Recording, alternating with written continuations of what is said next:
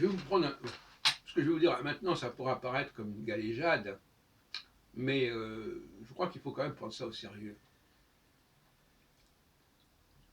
Ça sera assez édifiant. Prenons un livre. Un livre. Vous achetez, vous prenez un livre et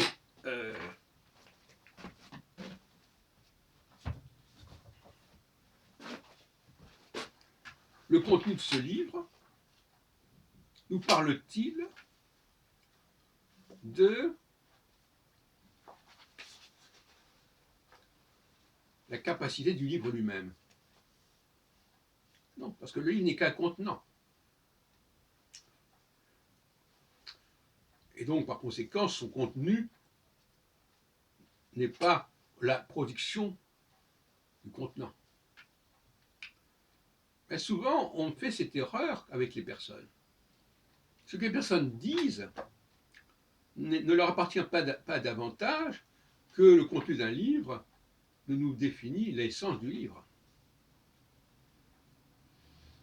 Et comment savoir si les gens qui nous parlent de quelque chose sont pleinement conscients et porteurs pleinement de ce qu'ils nous véhiculent, des livres, ou bien si c'est simplement une fonction comme ça de transmission, voilà, comme un livre qui comporte des développements qui ne disent rien sur les compétences d'un livre.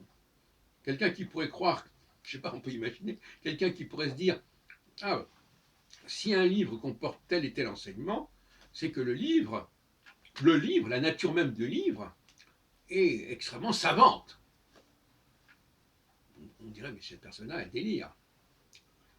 Donc, il y a des cas d'improbabilité. Par exemple, là, que croire que le contenu définit le livre, c'est une improbabilité absolue.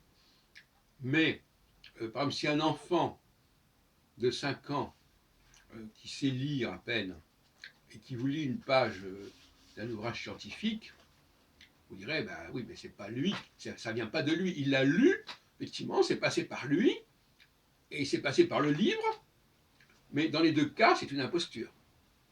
Parce que le livre n'a pas généré ce texte, et l'enfant n'a pas non plus écrit ce texte qu'il lit. Et donc il s'est approprié, qui sort de sa bouche. De la même façon que, actuellement je travaille beaucoup sur l'autisme, quelqu'un qui est autiste, qui nous parle d'une façon qui est propre à quelqu'un qui n'est pas autiste, on dira celui-là, il a emprunté à un non-autiste, qu'on appelle aujourd'hui un neurotypique, son discours. Ce n'est pas son vrai discours à lui, ça ne vient pas réellement de lui, ça n'émane pas réellement de lui.